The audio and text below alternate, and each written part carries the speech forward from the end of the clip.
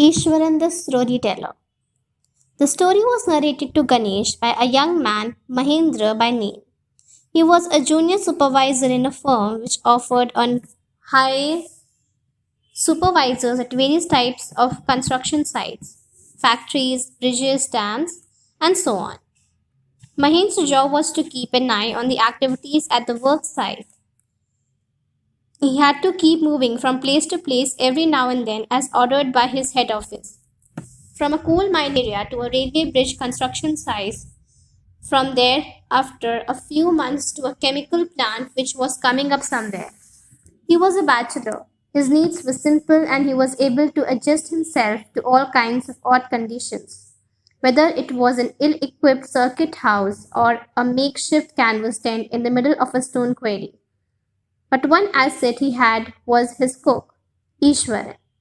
The cook was quite attached to Mahendra and followed him uncomplainingly wherever he was posted. He cooked for Mahendra, washed his clothes, and chatted away with his master all at night.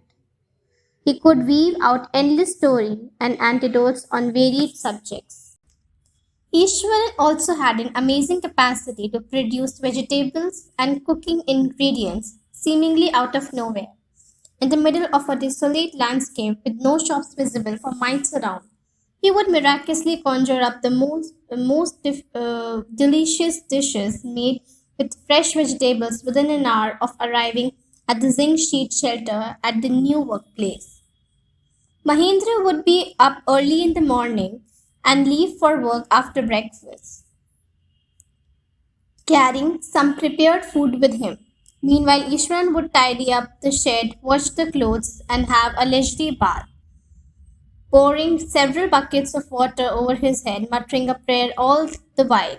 It would be lunchtime by then. After eating, he would read for a while before dozing off. The book was usually some popular Tamil thriller running to hundreds of pages. Its imaginative descriptions and narrative flourishes would hold Ishwaran in thrall. His own descriptions were greatly influenced by the Tamil authors that he read. When he was narrating even the smallest of incidents, he would try to work in suspense and a surprise ending into the account. For example, instead of saying that he had come across an uprooted tree on the highway, he would say, with eyebrows suitably arched and hands held out in a dramatic gesture, the road was deserted and I was all alone. Suddenly, I spotted something that looked like an enormous bushy beast lying sprawled across the road. I was half inclined to turn and look back, but as I came closer, I saw that it was a fallen tree with its dry branches spread out. Mahendra would stretch himself back in his canvas chair and listen to Ishwaran's tale uncritically. The plain I come from is famous for timber. Ishwaran would begin. There is a richly wooded forest all around. The logs are hauled on to the lorries by the elephants. They are huge, well-fed beasts. When they turn wild, even the most experienced mahout is not able to control them. After this prologue, Ishwaran would launch into an elaborate anecdote involving an elephant. One day, a tusker escaped from the timber yard and began to roam about, stamping on bushes, stirring up wild creepers, and breaking branches at will. You know, sir, how an elephant behaves when it goes mad. Ishwan would get so caught up in the excitement of his own story that he would get up from the floor and jump about, stamping his feet in emulation of the mad elephant. The elephant reached the outskirts of a town, breaking the fences down like matchsticks. He would continue. It came into the main road and smashed all the stalls selling fruits, mud pots, and clothes. People began helter-skelter in panic. The elephant now entered a school ground where children were playing, breaking through the brick wall. All the boys ran into the classroom and shut the doors tightly. The beast grunted and wandered about, pulling out the football goal post, tearing down the volleyball net, kicking and flattening the drum kept for water and uprooting the shrubs. Meanwhile, all the teachers had climbed up to the terrace of the school building. From there, they helplessly watched the depredations of the elephant. There was not a soul below on the ground. The streets were empty, as if the inhabitants of the entire town had suddenly disappeared. I was studying in the junior class at that time and was watching the whole drama from the rooftop. I don't know what came over me suddenly. I grabbed a cane from the hands of one of the teachers and ran down the stairs and into the open. The elephant grunted and menacingly swung a branch of a tree which it held in its trunk. It stamped its feet, keeping up a lot of mud and dust. It looked frightening, but I moved slowly towards it. Stick in hand, people were watching the scene, hypnotized from nearby housetops. The elephant looked at me, red eyed, ready to rush towards me. It lifted its trunk and trumped loudly. At that moment, I moved forward and mustering all my force, wagged its third toenail on the quick. The beast looked stunned for a moment. Then it shivered from head to toe and collapsed. At this point, Ishwan would leave the story unfinished and get up mumbling, I will get back after lighting the gas and warming up the dinner. Mahendra, who had been listening with rapt attention, would be left hanging. When he returned, Ishwaran would not pick up the thread of the story right away. Mahendra would have to remind him that the conclusion was pending.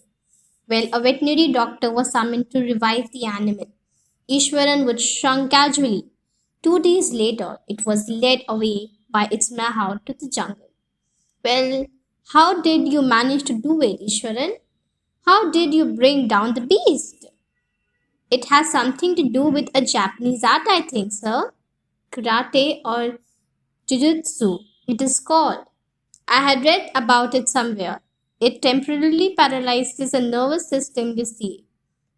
Not a day passed without Ishwaran recounting some story packed with adventure, horror, and suspense.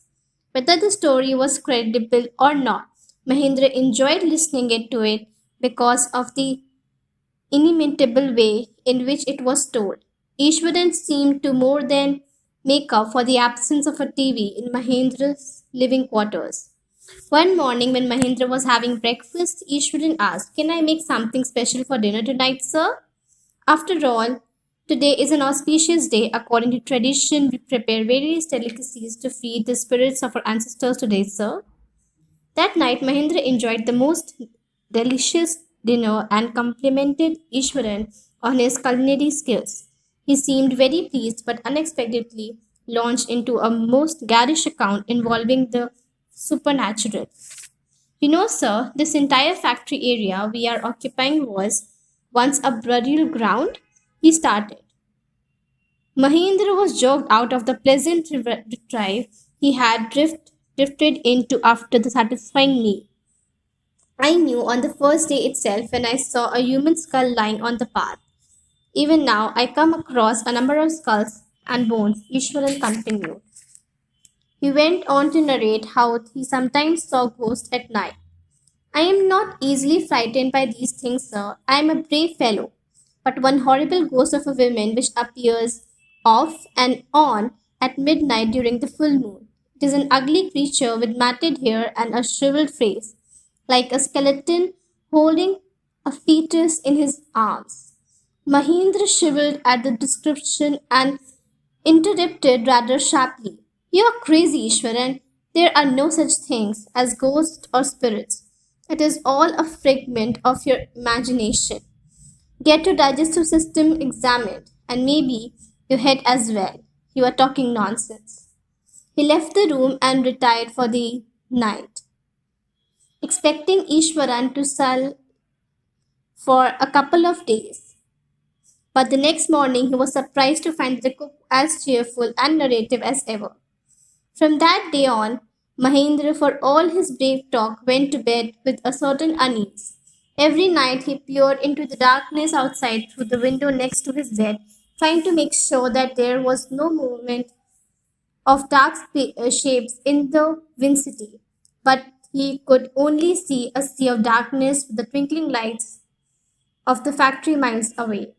He had always linked to admire the milk white landscape on the full moon nights, but after hearing Ishwan's story of the female ghost, he avoided looking out of his window altogether when the moon was full.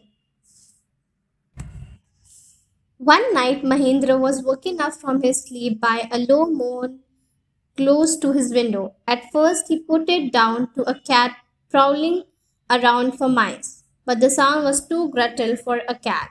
He resisted the curiosity to look out lest he should behold a sight which would stop his heart. But the wailing became louder and less feline. He could not resist the temptation any more. Lowering himself to the level of the win- windowsill, he looked out at the white sheet of moonlight outside. There, not too far away, was a dark cloudy from clutching a bundle. Mahendra broke into a cold sweat and fell back on the pillow, panting. As he gradually recovered from the ghastly experience, he began to reason with himself and finally concluded that it must have been some sort of autosuggestion, some trick that his subconscious mind has played on him.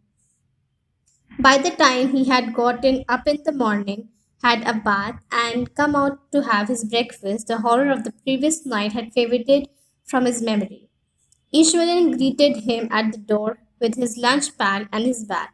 Just as Mahendra was stepping out, Ishwaran grinned and said, "Sir, remember the other day when I was telling you about the female ghost with the fetus in his arm? You were so angry with me for imagining things. Well, you saw her yourself last night. I came running hearing the sound of a moaning that was coming from your room." A chill went down Mahendra's spine. He did not wait for Ishwaran to complete his sentence. He hurried away to his office and handed in his papers, resolving to leave the haunted place the very next day. By R.K. Lakshman.